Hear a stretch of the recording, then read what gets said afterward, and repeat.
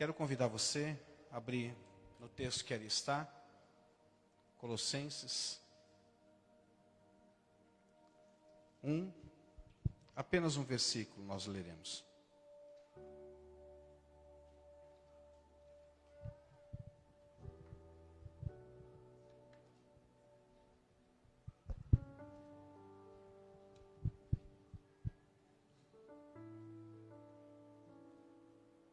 Tudo bem, Luiz? Tô jóia. E aí, Cris, como é que está sendo a vida com 2 crianças? Puxada, né? Quer uma notícia boa e uma ruim? Qual que você quer receber primeiro? Pode ser a boa? Você vai sobreviver. A ruim é que as coisas às vezes pioram, mas você vai sobreviver, pode ter certeza. Minha esposa aí está com 4 aí, ela está viva. Cleidiane, você teve quantos mesmo? 3. Também está viva lá. Às vezes capengando, mas está viva, né, filho? Brincadeira, né? Todos nós. E a sogra também está aqui, né, Diva? Aí está viva. 70 e poucos anos, está viva aí. 3 mulheres. E olha que mulher dá trabalho, hein? Vou te falar. Colossenses capítulo 1, versículo 9, diz assim: por essa razão, desde o dia em que o ouvimos, não deixamos de orar por vocês e de pedir que sejam cheios do pleno conhecimento da vontade de Deus, com toda a sabedoria e entendimento espiritual. Como é apenas um versículo, eu vou repeti-lo, tá? Por essa razão, desde o dia em que o ouvimos, não deixamos de orar por vocês e de pedir que sejam cheios do pleno conhecimento da vontade de Deus, com toda a sabedoria e entendimento espiritual. Feche seus olhos só mais um instante. Pai, essa é a tua palavra. Ela foi preservada e continua sendo preservada durante séculos. A sua palavra, ela não vem ao nosso encontro apenas como um fato histórico, para nos lembrar de coisas que aconteceram. Não, a sua palavra vem para gerar em nós vida, Senhor, gerar em nós transformação. O propósito, Pai, de conhecermos a tua palavra, é primeiro conhecermos ao Senhor também através da sua palavra.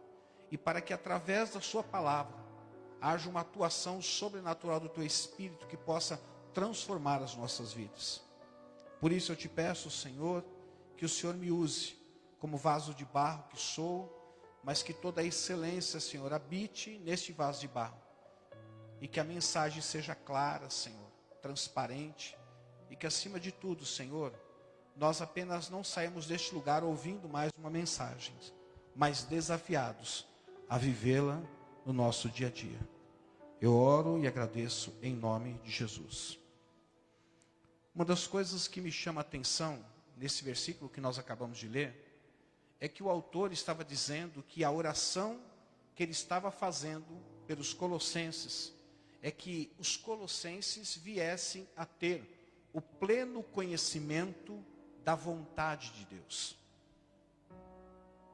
Ou seja, o autor estava dizendo que, por mais que os colossenses, assim como nós, nos esmeremos para conhecer a vontade de Deus, nem sempre nós conhecemos toda a vontade de Deus. E quando eu digo toda a vontade de Deus, é em específico para as nossas vidas.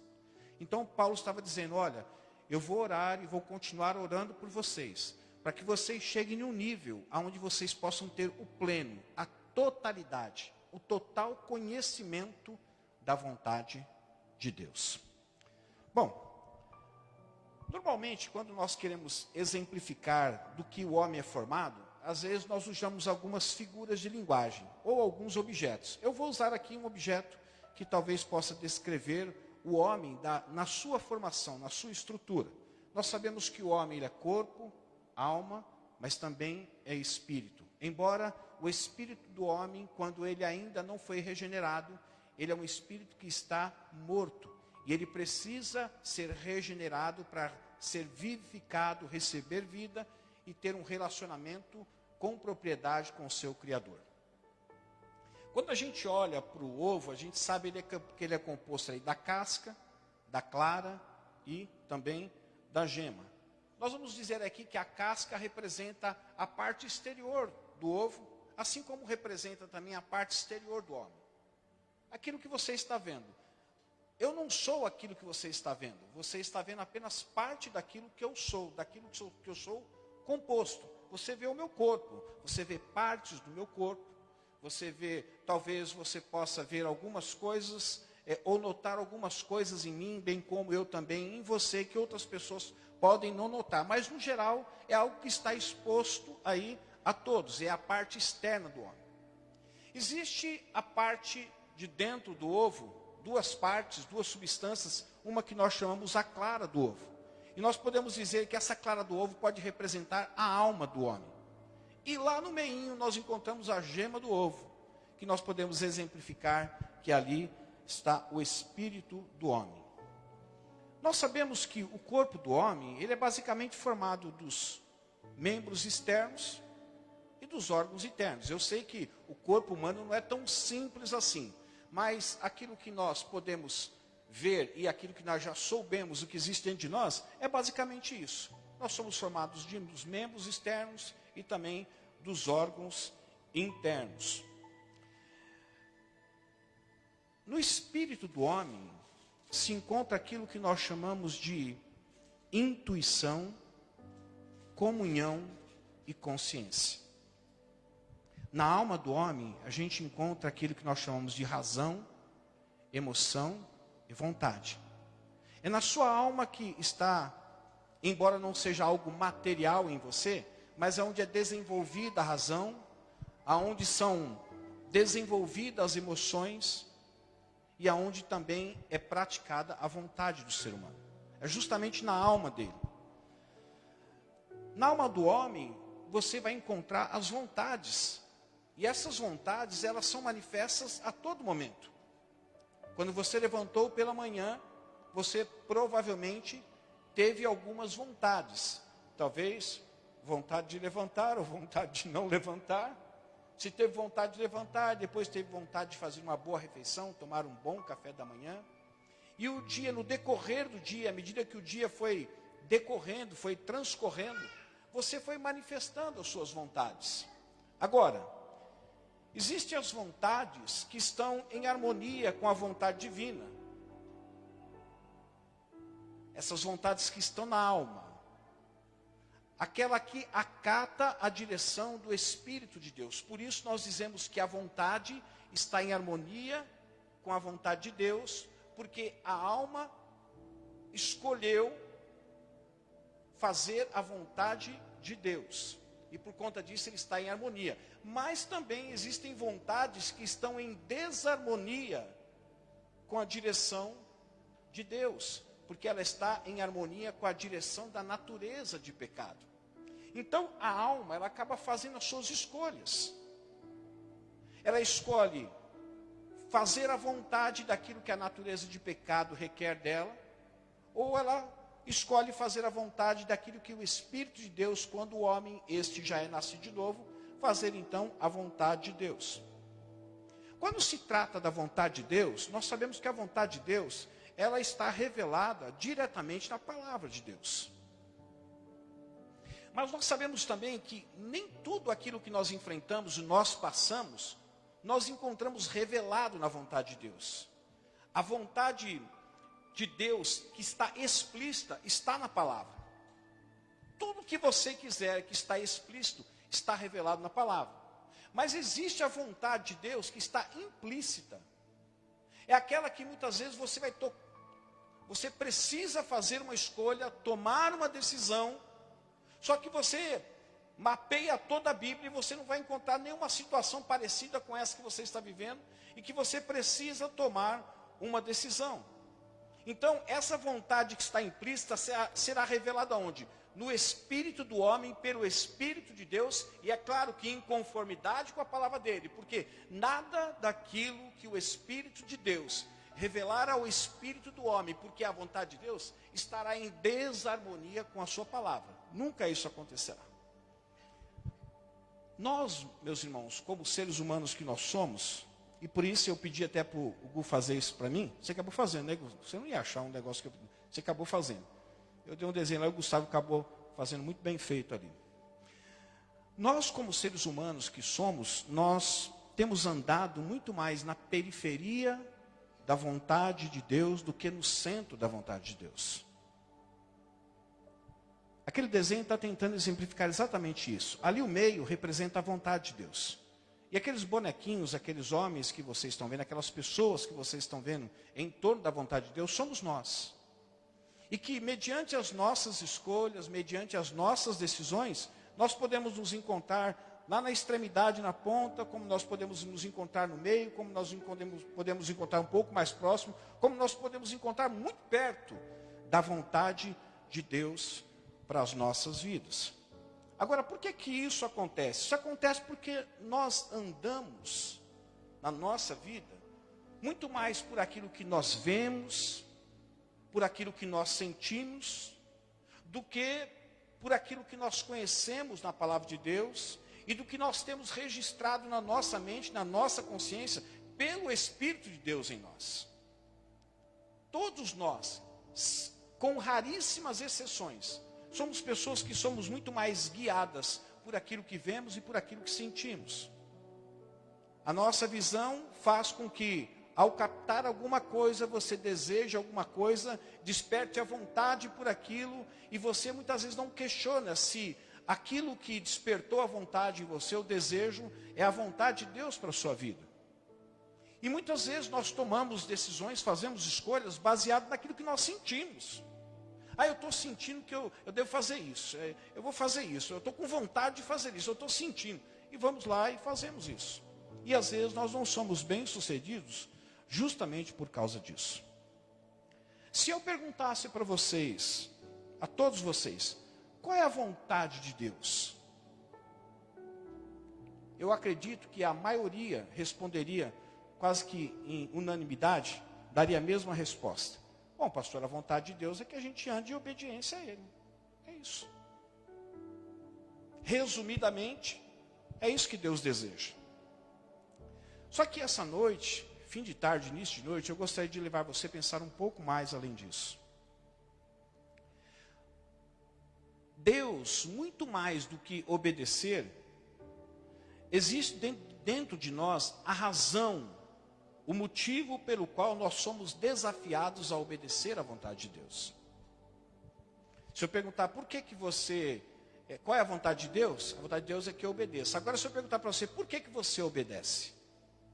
Talvez você seja até redundante. Porque ele disse para obedecer. Mas nós sabemos que nem sempre é assim. Nós sabemos que Deus às vezes diz A, nós sabemos que o desejo de Deus é A, mas nós fazemos B.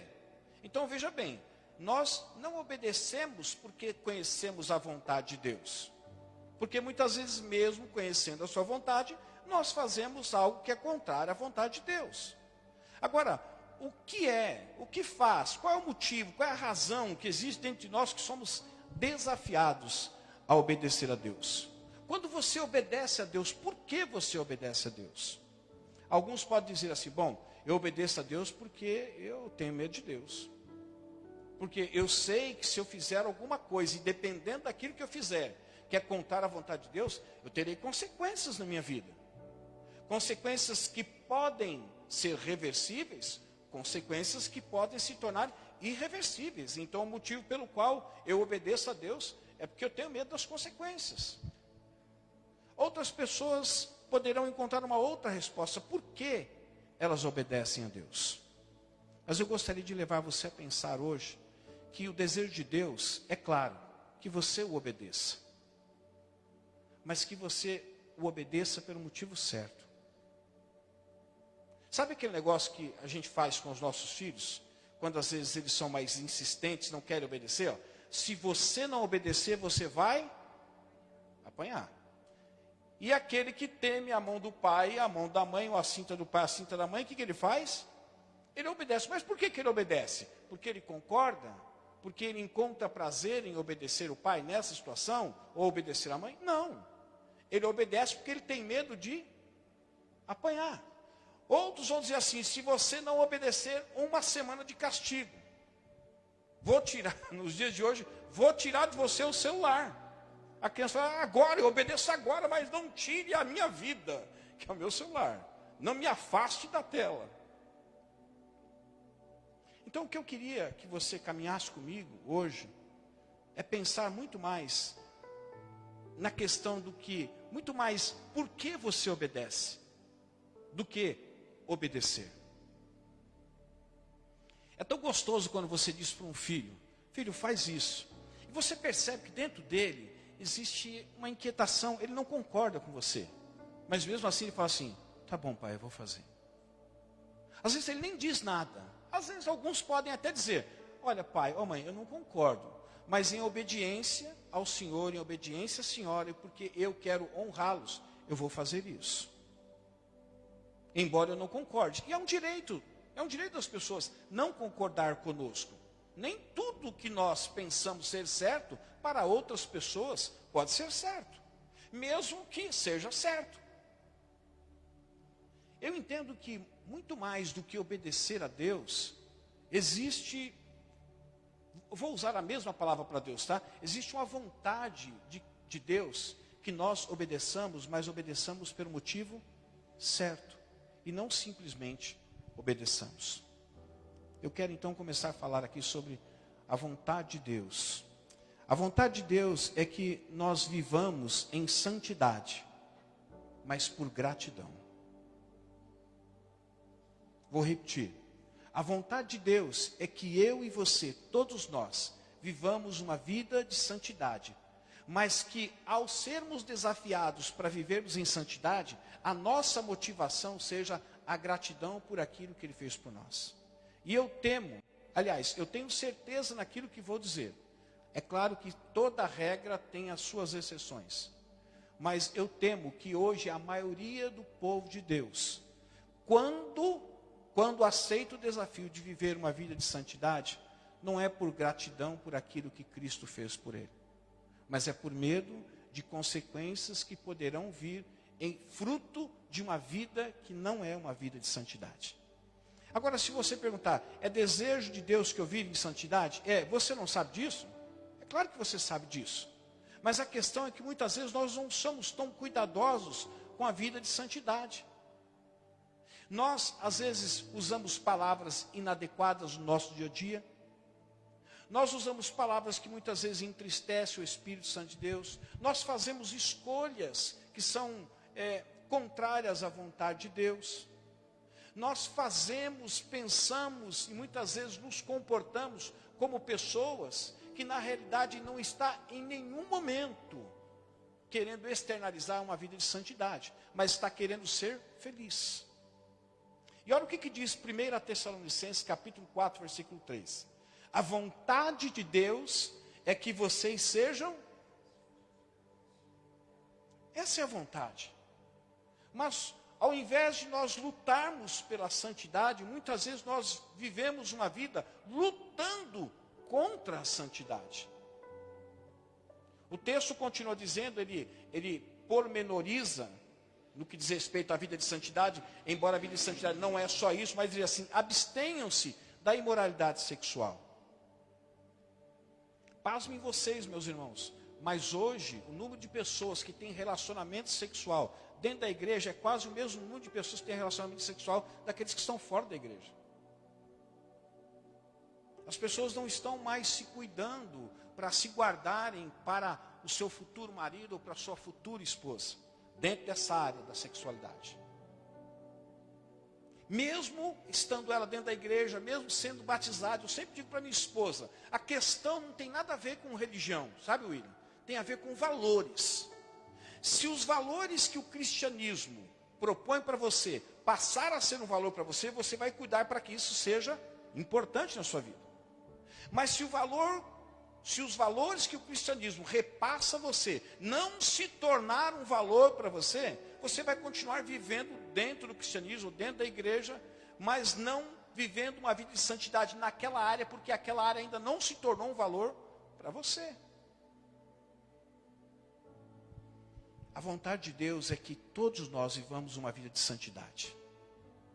E vida de santidade, meus irmãos, não é uma vida sem pecado, mas é uma vida em que o seu empenho é para viver uma vida que agrade a Deus, e não que uma vida que diga para você mesmo, o que eu quero ser nessa vida é ser feliz. Deixa-me dizer para você, muitas vezes a vida de santidade vai fazer com que você, o seu corpo, a sua alma, se torne infeliz. Por quê? Porque para você atender às necessidades do seu corpo, às necessidades da sua alma, você vai ter que muitas vezes infringir a lei moral de Deus. E quando você infringe a lei moral de Deus, você pode até trazer prazer ao seu corpo e à sua alma, mas você vai trazer tristeza para aqueles que são habitados pelo Espírito, para o Espírito que habita em você. 2 Pedro, capítulo 2, versículo 20, ele diz assim: se tendo escapado das contaminações do mundo, por meio do conhecimento do nosso Senhor e Salvador Jesus Cristo. Veja que ele está dizendo de uma pessoa que escapou das contaminações do mundo, porque ele teve o pleno conhecimento do nosso Senhor Jesus Cristo, mas que encontram-se novamente enredados, ou seja, presos em uma rede, e por elas dominados, estão em pior estado do que no princípio. Pedro está dizendo o seguinte: existem pessoas que têm a experiência de um dia Cristo as encontrar, regenerar a sua vida, vivificar o seu espírito, começar o processo de santificação em sua vida, mas por alguma razão, num determinado tempo, ela se afasta e começa a buscar tudo aquilo que um dia ela foi. E ele diz assim: olha, essa pessoa que um dia escapou dessa situação, ou seja, estava morto em pecado, foi liberto e agora ela é uma pessoa livre em Cristo, mas por razões que eu e você talvez desconheçamos, ela volta à prática do pecado. Ele diz o seguinte: ela vai ficar presa, só que o estado atual dela agora vai ser um estado pior do que o estado que ela se encontrava mesmo antes de Cristo a encontrar. É por isso que muitas pessoas desviadas têm séria dificuldade de voltar para Cristo, e muitas não voltam. Muitas não voltam, porque elas ficam presas, enredadas. E como é que você pode se livrar dessa rede? Tendo você o conhecimento da verdade. Só existe uma maneira: é você fazer a escolha por uma vida de santificação. Aliás, a palavra de Deus diz: sem santidade ninguém verá o Senhor. Quantas pessoas estão dizendo assim: eu queria tanto conhecer a vontade de Deus para a minha vida? Bom, aqui já está expressa a vontade de Deus no que diz respeito ao lado moral que existe em você. A vontade de Deus é que você seja santificado. Agora a escolha é você que vai fazer. Se você vai aderir ao processo de santificação na sua vida, ou se você não vai aderir ao processo de santificação. E é claro que se você aderir ao processo de santificação, você já está vivendo parte da vontade de Deus. Lembra do versículo que nós lemos? A oração do autor é o seguinte: eu oro para que vocês cheguem ao pleno conhecimento da vontade de Deus. Muito provavelmente porque eles não tinham ainda o pleno conhecimento da vontade de Deus. E nós, nos dias de hoje, muitos não têm o pleno conhecimento. Aliás, muitos não têm nem parcela da vontade de Deus para a sua vida. Se alguém hoje perguntasse para você assim: qual é a vontade de Deus para você? Qual seria a sua resposta? Se alguém perguntasse: Deus tem uma vontade revelada para a sua vida, qual é a vontade de Deus para a sua vida? Qual seria a sua resposta? Ah, que eu viva para Ele? Ah, é verdade. Você viva para Ele, mas você tem vivido para Ele? Se você tem vivido para Ele, como você tem vivido para Ele? Gálatas 2:20 diz assim: fui crucificado com Cristo, assim, já não sou eu quem vive, mas Cristo vive em mim. A vida que agora vivo neste corpo, eu vivo pela fé no Filho de Deus, que me amou e se entregou por mim. Veja que o apóstolo Paulo, ele está dizendo o seguinte: olha, eu estou vivendo essa vida e fui desafiado a viver a vida de santidade, mas eu quero viver a vida de santidade pelo motivo certo, pela razão certa. É por gratidão, por conta daquilo que ele fez por mim. O entendimento que eu tenho, meus irmãos, e eu entendo que eu tenho o Espírito de Deus, é que só é possível pessoas desejarem a vida de santidade se elas desejam verdadeiramente serem gratas a Deus por conta daquilo que Cristo fez por ela, do lugar onde ela se encontrava, do destino que a esperava. Nós nos encontrávamos em estado de pecado, sem sabermos que estávamos mortos em pecado. O nosso destino era o inferno. Quando somos salvos por Cristo, e Cristo agora quer começar a desenvolver em nós o processo de santificação, o verdadeiro servo de Deus, aquele que verdadeiramente é grato ao Senhor pelo livramento, pela transformação e pelo livramento que Cristo deu a ele quer ser grato. O que eu posso fazer, Senhor, diante do grande livramento que o Senhor deu para mim? Eu quero ser grato ao Senhor. Então ele se submete à vida de santidade, não como um processo devastador, ruim, e que ele só se submete porque ele é obrigado. Não. Ele passa a se submeter porque ele é grato a Deus. Por conta de que seria impossível uma transformação interior na vida de cada um de nós, se não fosse a presença do Espírito Santo. E a presença do Espírito Santo só é verdadeira em nossas vidas porque um dia Cristo nos salvou e decidiu, no início do processo de salvação, plantar o Espírito Santo dentro de nós, para que através do Espírito, uma vida em Espírito, nós vivamos uma vida de santidade, mas vivamos essa vida de santidade por gratidão e não por medo.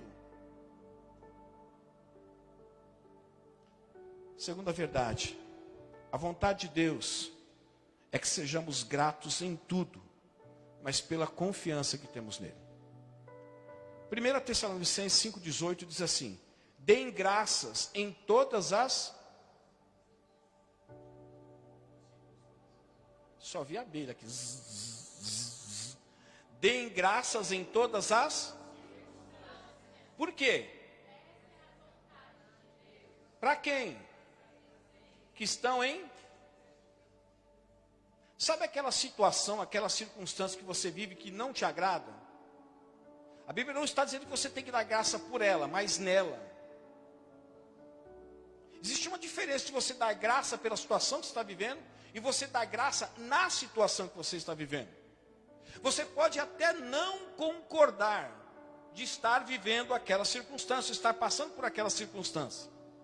Mas não serão essas circunstâncias a qual você foi submetido, por conta delas você vai murmurar e vai reclamar, mas você vai continuar dando graças. Por quê? Porque você confia em Deus.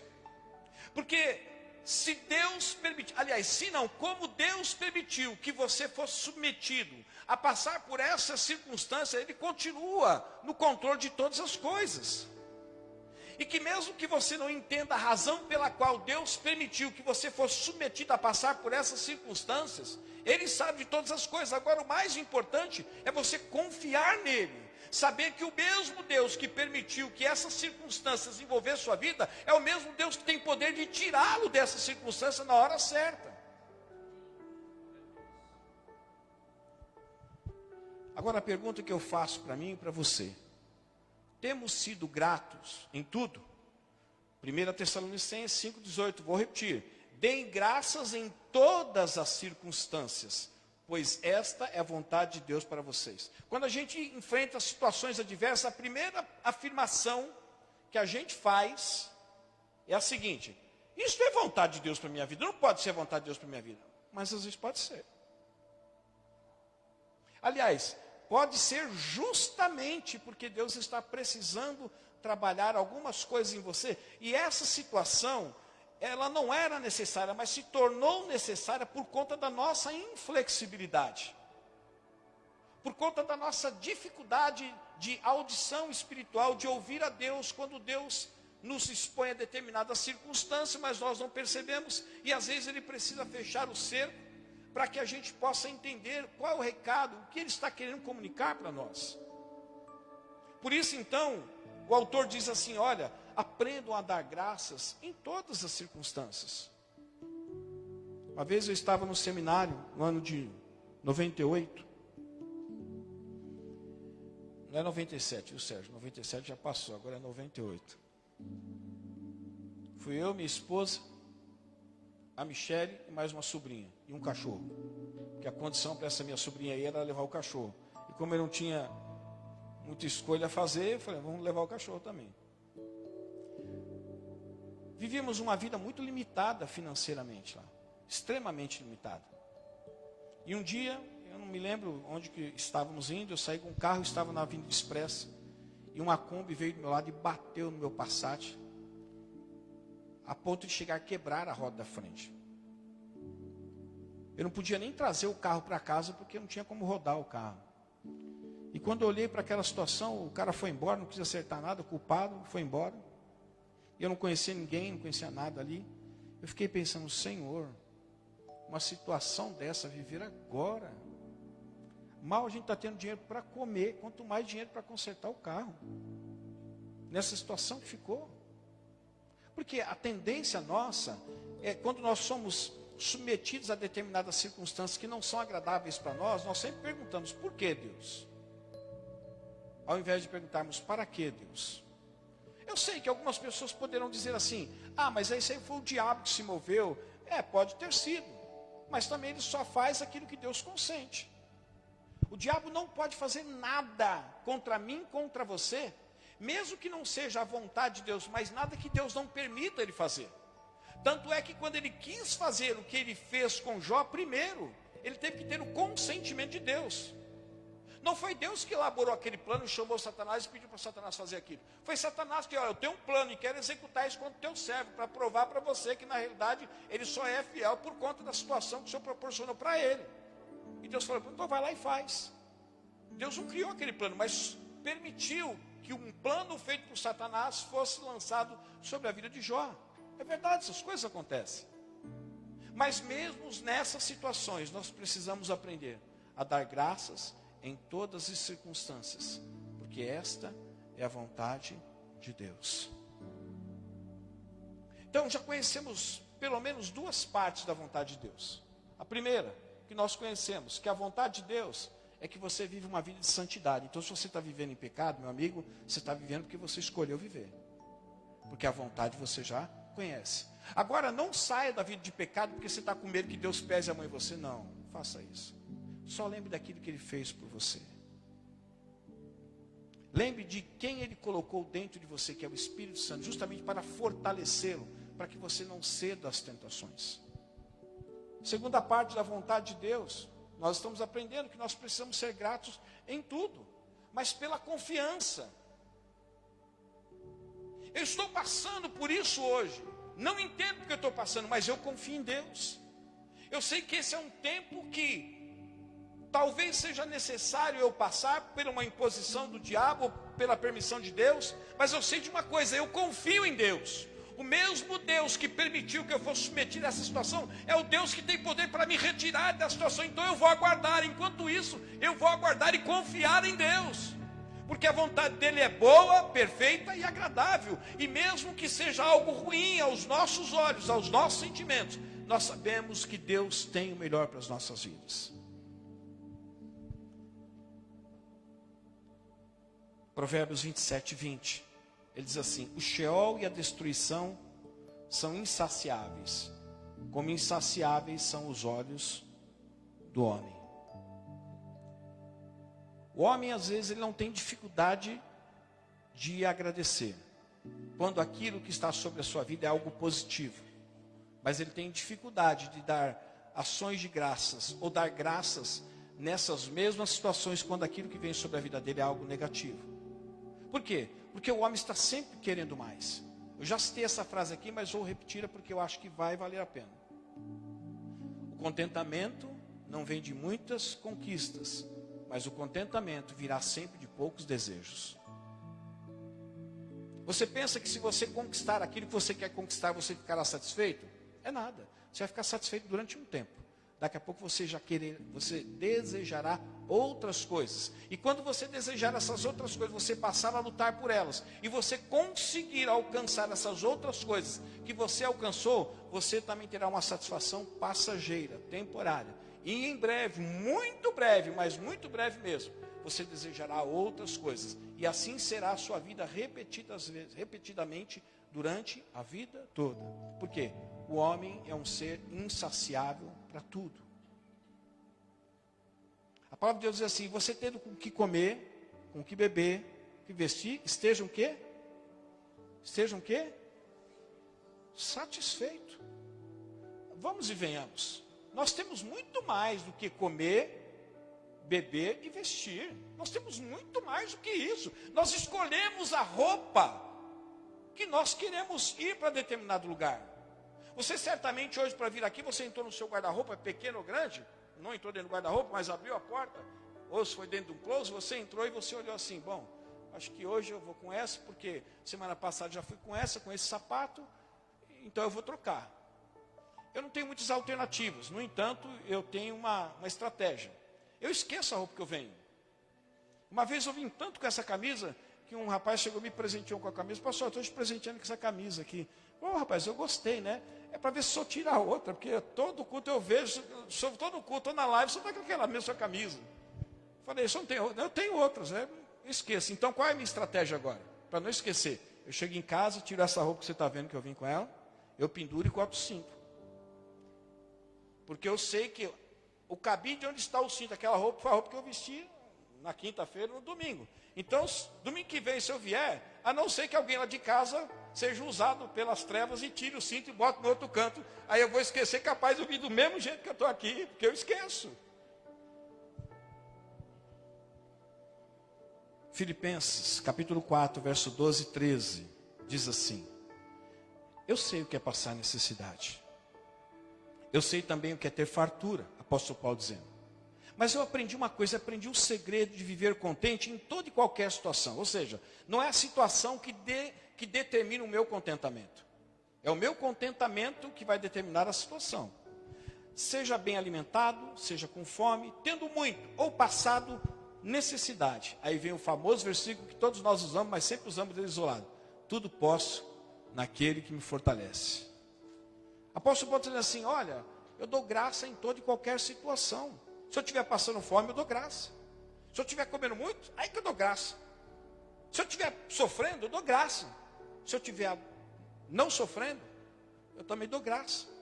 Se eu estiver sendo perseguido, eu dou graças, porque eu estou vivendo essa situação. Se eu deixar de ser perseguido, eu também dou graça. Por quê? Eu aprendi o segredo de viver contente. Eu aprendi a dar graça em todas as circunstâncias. Porque essa é a vontade de Deus. Então, quando eu e você formos submetidos a uma outra circunstância que você talvez no momento não esteja vivendo, lembre-se dessa palavra: Senhor, eu não sei de onde veio essa situação, mas uma coisa eu aprendi: sendo boa ou sendo ruim, eu preciso aprender sempre a dar graças nessa situação, não por ela, mas nessa situação. Não será a situação que vai me impedir de dar o quê? Graças a Deus. Não será a situação que vai me impedir de glorificar a Deus. Não será a situação que vai me impedir de pregar a palavra de Deus, de honrar o nome do Senhor. Não. Eu vou continuar vivendo, pregando, glorificando, dando graça, mesmo que a situação não seja agradável à minha vida. Terceira parte da vontade de Deus. A vontade de Deus é que pratiquemos o bem, mas por misericórdia. A questão não é nada novo. Se eu perguntasse para você: Deus deseja que você pratique o bem? É claro que Ele deseja. Mas sabe qual é o motivo certo? Por misericórdia. Porque a pastora disse aqui no início, né? Poxa, está difícil amar o amigo, porque às vezes ele pisa na bola. Quanto mais amar o inimigo. Mas a proposta do Evangelho é essa: é que você ame aquele que não te ama e que muitas vezes quer ver você na cova. A vontade de Deus é que pratiquemos o bem, mas que na prática do bem você pratique por misericórdia e não por merecimento. Porque é fácil você praticar algo de bom para quem você entende que merece o que você vai fazer para ele. Isso é muito fácil. Eu vou dar um jantar para o pastor porque ele merece. Quero ver se um dia eu puxar sua orelha feio, talvez você não me chame nem para um café da tarde mais. 1 Pedro 2,15 diz assim, olha só. Pois é da vontade de Deus que, praticando bem, vocês silenciem a ignorância dos insensatos. Meu irmão, como é difícil convencer uma pessoa que crê, que acredita num determinado candidato e você acredita no outro. E que você vê no outro candidato, por exemplo, as provas que existem, provando que ele não é uma pessoa boa nem para governar a sua própria vida, quanto mais para governar a nação em que você está. E quando eu vejo as postagens desse outro lado, chamam a gente de acéfalos. Esse dia eu vi uma postagem, fiquei tão bravo, falei, vou responder. Eu falei, meu Deus, o que eu faço? A minha esposa falou, deixa para lá. Mas às vezes ela se perde também, ela vai lá e puf, ela manda eu fazer aquilo que ela não faz, entendeu?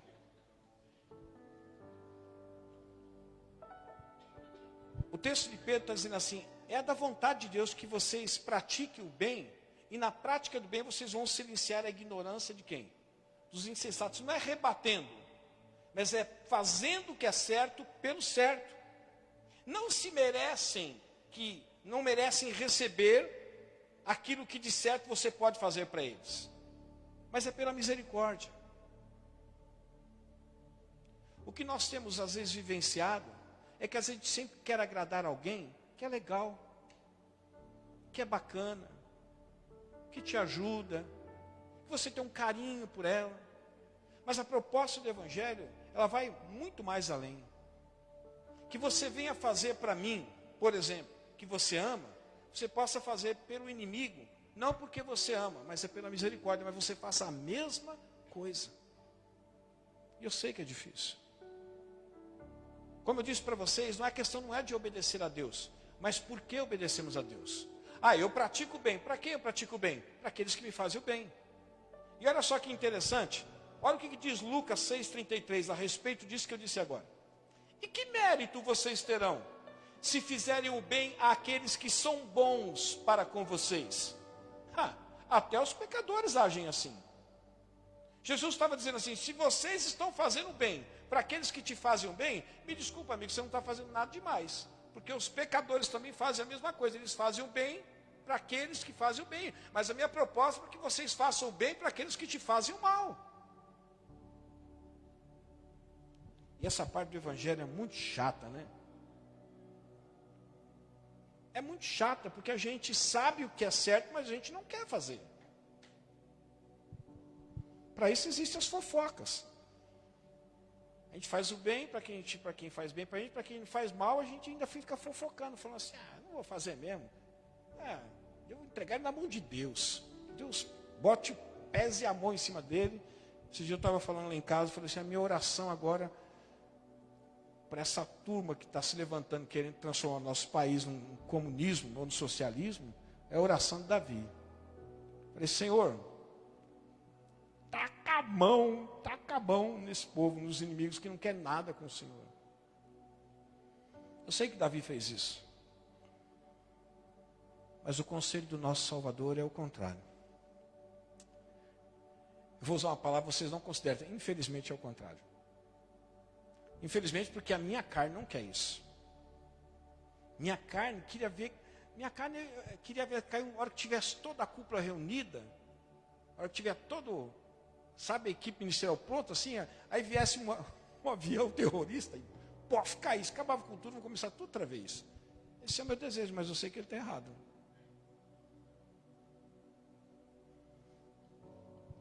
A vontade de Deus é que eu e você pratiquemos o bem, mas pratiquemos por misericórdia.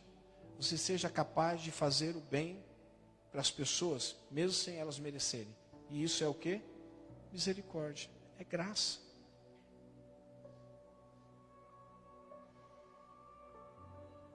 Lucas 6,27 diz assim, mas eu digo a vocês que estão me ouvindo, amem os seus inimigos, façam o bem aos que os odeiam.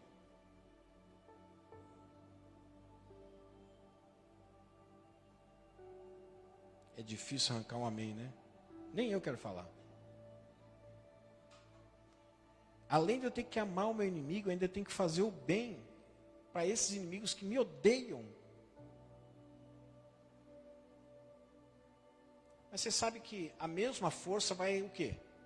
Nos repelir. É uma força contrária que vai nos atrair. Se você combater o mal com o mal, é como você pegar um ímã, 2 ímãs, e tentar do lado positivo encostar no lado positivo, eles vão se repelir. Mas se você pegar o lado negativo e encostar no lado positivo, eles vão se atrair. Então, se nós queremos mudar a situação, ou seja, situação essa que nós sabemos que existem pessoas que não nos amam, muito pelo contrário, nos odeiam, são essas pessoas que nós somos desafiados a amar. A ponto delas ficarem constrangidas, porque elas vão perceber que elas estão recebendo aquilo que elas não merecem receber. De duas uma, ou isso vai fazer com que elas fiquem mais enraivecidas e vão embora, ou isso vai constranger elas de tal forma que vai aproximar de você. E eu vou repetir para você, esta é a vontade de Deus, que você pratique o bem, mas pratique por misericórdia. Não é só para as pessoas de bem, é para as pessoas que também praticam o mal. E por último, a vontade de Deus é que entreguemos-nos a sua obra, mas por amor, não por obrigação. 2 Coríntios 8:5 diz assim: e não somente fizeram o que esperávamos, mas entregaram-se primeiramente a si mesmos, ao Senhor e depois a nós, pela vontade de Deus.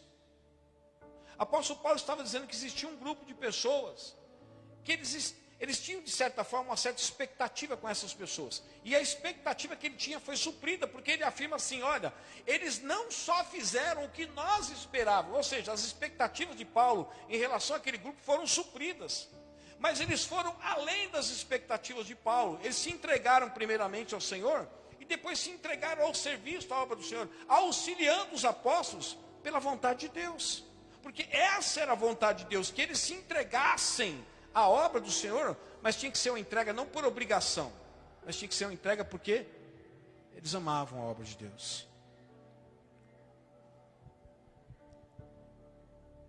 Tudo que você fizer na casa do Senhor, o que precisa te mover é o amor à obra.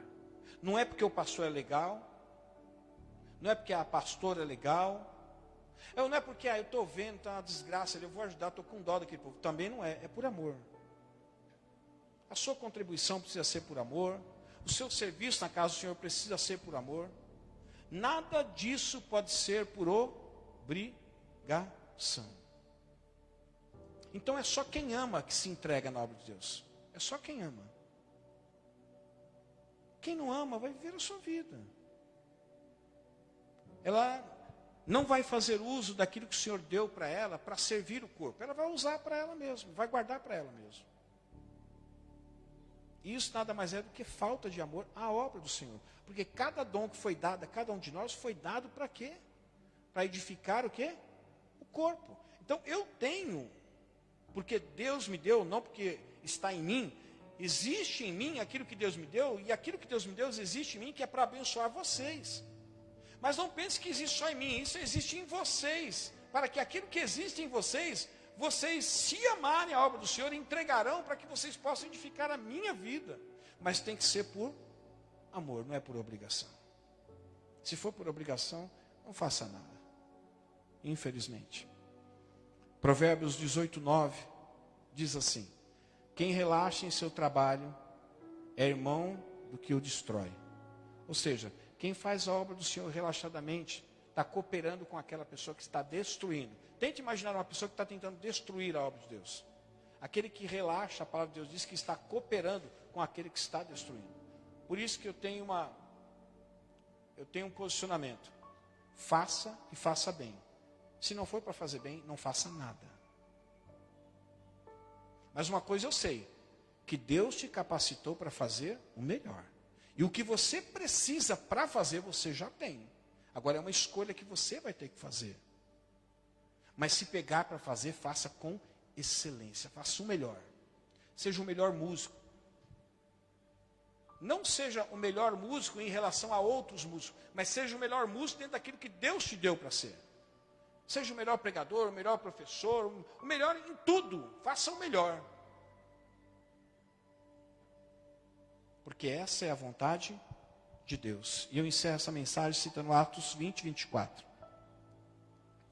Todavia não me importo, nem considero a minha vida de valor algum para mim mesmo.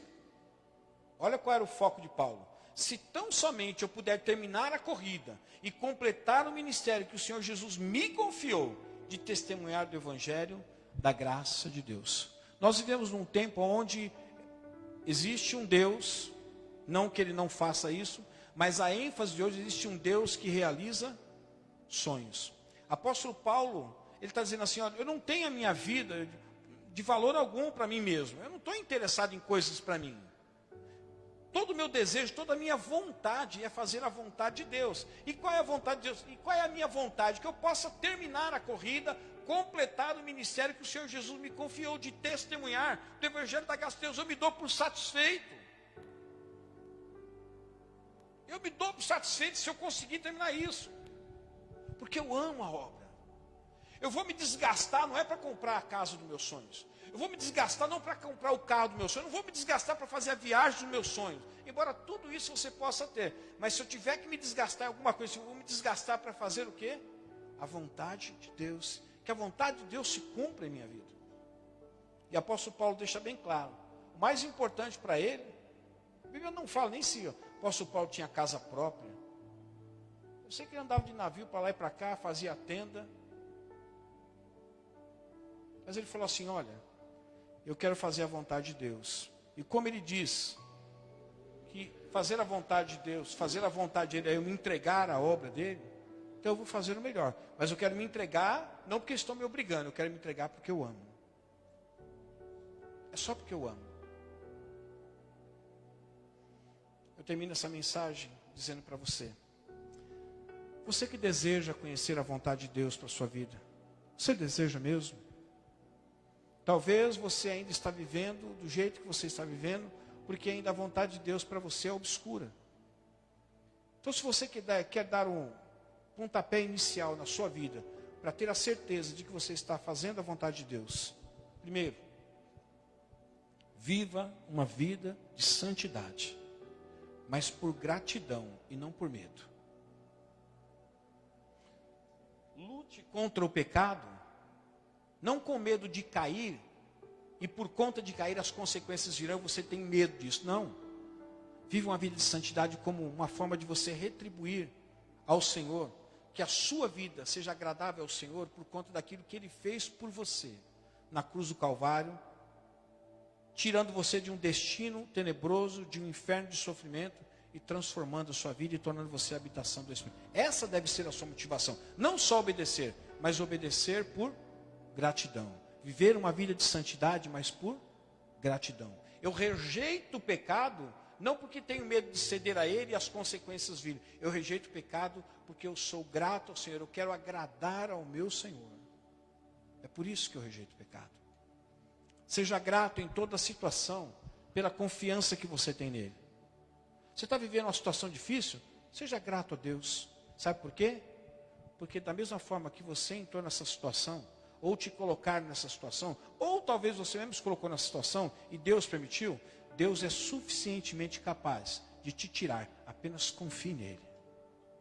O Deus que permitiu que você entrasse nessa situação, ou essa situação cercasse a sua vida, é o mesmo Deus que tem a capacidade de te tirar, basta você confiar nele. Seja grato, mas pela confiança que você tem nele. Não fique com ironia.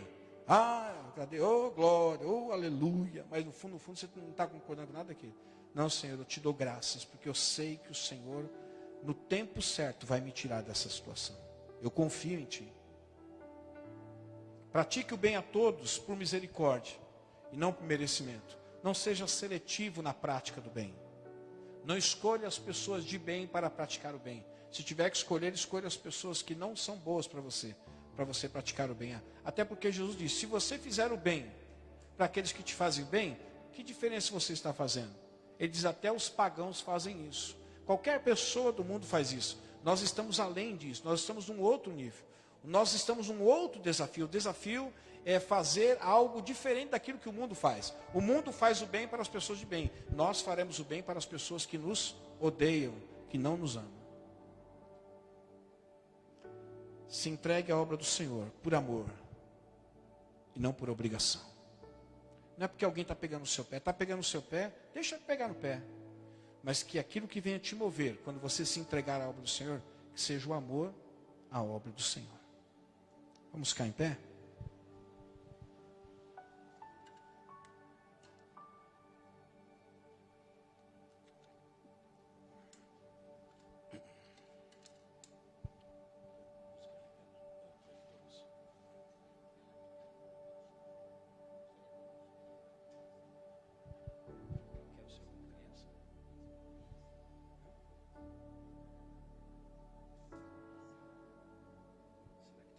Ô, Gustavo, tem essa música do David Guetta?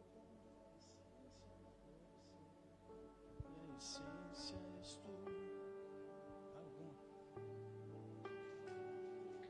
Vou tentar cantar uma música aqui. Douglas sugeriu ali, eu não sei se tiver a letra. Se tiver a letra, eu canto. Se não tiver, você canta, filho. Busque o microfone e canta aí. Meu irmão e minha irmã, enquanto eles preparam ali, leve isso a sério que foi dito no lugar. Leve a sério. Se você é alguém que deseja que a vontade de Deus se cumpra na sua vida, então leve a sério a vida de santidade. Mas por gratidão, não medo. Se você é alguém que deseja que a vontade de Deus se cumpra na sua vida, seja grato a Deus na circunstância que você está vivendo, mesmo que ela não seja boa. Quando você for praticar o bem, escolha uma pessoa bem ruim, para você treinar você mesmo. Para você treinar você. Porque se você está fazendo o bem para as pessoas de bem, não está fazendo nenhuma diferença, tá? É isso mesmo. Todo mundo faz isso. Pensa aí num caba chato, aquele vizinho que você vai convidar para comer um bolo na tua casa, que você não gosta nem de ouvir o latido do cachorro dele. Mas essa tem que ser uma escolha sua, né? Porque essa é a vontade de Deus, mas essa tem que ser uma escolha sua.